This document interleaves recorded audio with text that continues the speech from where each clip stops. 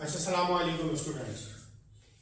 आज के टॉपिक में हम point elasticity of demand discuss करेंगे। ये इलास्टिसिटी ऑफ डिमांड की मेजरमेंट का थर्ड मेथड है। लास्ट टू वीडियोस में हमने टोटल एक्सपेंडिचर और परसेंटेज मेथड को डिस्कस किया। ये ज्योमेट्रिकल मेथड का एक पार्ट है जिसमें हम एक स्पेसिफिक पॉइंट पर इलास्टिसिटी ऑफ डिमांड को फाइंड आउट करते हैं। तो सबसे पहले ये बात समझते हैं कि पॉइंट इलास्टिसिटी ऑफ डिमांड होती क्या है।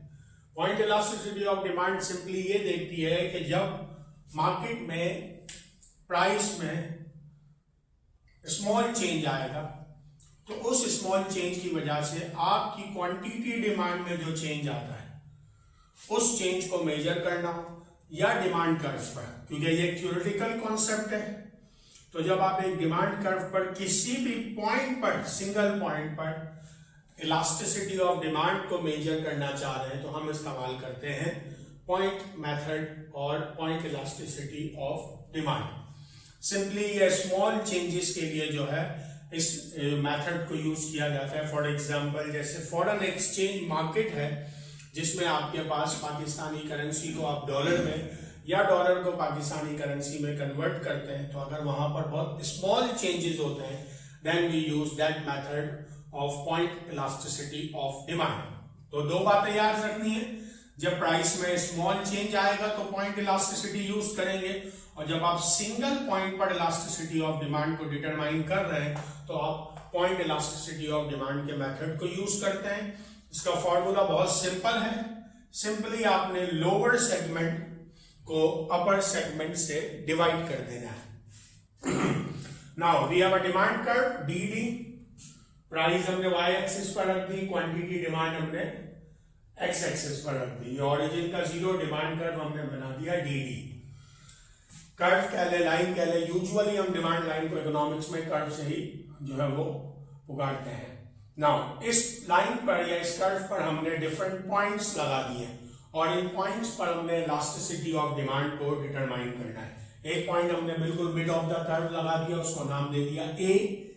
अबव मिड पॉइंट उसको हमने नाम दे दिया बी, बिलो को हमने नाम दे दिया डी, और जो एक्स इंटरसेप्ट है वो आपके पास ई आ गया, वाई इंटरसेप्ट आपके पास जो है वो सी आ गया। ओके, तो ये 5 पॉइंट्स है और इन 5 पॉइंट्स पर हमने इलास्टिसिटी ऑफ डिमांड को डिटरमाइन करना है।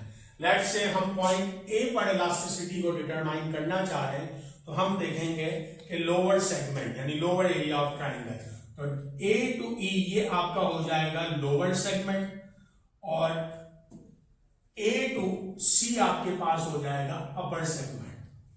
तो दोनों एरियाज ऑलमोस्ट सेम है, तो लोअर सेगमेंट और अपर सेगमेंट दोनों सेम है, तो इलास्टिसिटी ऑफ डिमांड आपके पास आ जाएगी इक्वल्स टू 1। अगर हम चाहें तो इसको एक्सिस से टच करके भी देख सकते हैं लाइक दैट। तो lower segment divided by upper segment. अब आ जाते हैं पॉइंट बी पर। तो पॉइंट बी पर हमारा जो लोअर सेगमेंट हो जाएगा वो हो जाएगा बी टू ई और हमारा अपर सेगमेंट हो जाएगा बी टू सी। तो अपर सेगमेंट यहां हो जाएगा बी टू सी। तो लोअर सेगमेंट का area lower side of angle ज्यादा है और अपर साइड कम है, तो इलास्टिसिटी ऑफ डिमांड यहां पर आ जाएगी greater than 1। Let's move towards point C. तो ऑफ कोर्स ये पूरा आपके पास लोअर सेगमेंट आ गया सी टू ई, अपर सेगमेंट कुछ भी नहीं है तो 0, जिसको यूजुअली हम जो है वो वाई इंटरसेप्ट का नाम देते हैं, यानी हम एक्स को यहां 0 रख रहे हैं। तो यहां पर आपके पास इलास्टिसिटी ऑफ डिमांड आ जाएगी इनफिनिटी, जिसको हम परफेक्टली इलास्टिक कहते हैं। Then let's move towards point D. तो अब आपके पास D to E lower segment हो जाएगा, small area of triangle, D to C upper segment हो जाएगा, large area, elasticity of demand less than 1। और बिल्कुल इन्फिनिटी का अपोजिट आ जाएगा जब आपके पास लोअर सेगमेंट कुछ नहीं है यानी 0, और ई टू सी कह लें या सी टू ई कह लें, ये आपका अपर सेगमेंट हो जाएगा। तो जब आप किसी जो है वो वैल्यू को, जीरो को किसी वैल्यू से डिवाइड करते हैं तो आपके पास आंसर आ जाता है जीरो। तो जब भी आपको पता है elasticity of demand equal to 1 होती है तो उसे हम नाम देते हैं यूनिटरी इलास्टिक। ग्रेटर देन 1 होती है तो उसको हम हाईली इलास्टिक या इलास्टिक नाम देते हैं। इन्फिनिटी हो जाती है तो हम इसे परफेक्टली इलास्टिक कह देते हैं। लेस देन 1 हो जाती है तो इसे हम इनइलास्टिक डिमांड कह देते हैं, और 0 हो जाती है तो इसे हम परफेक्टली इनइलास्टिक भी कह देते हैं।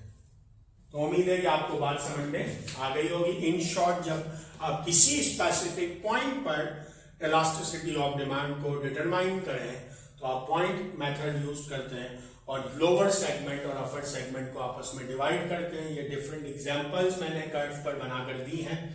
उम्मीद है आपको बात समझ में आ गई होगी। Thank you very much. Allah Hafiz.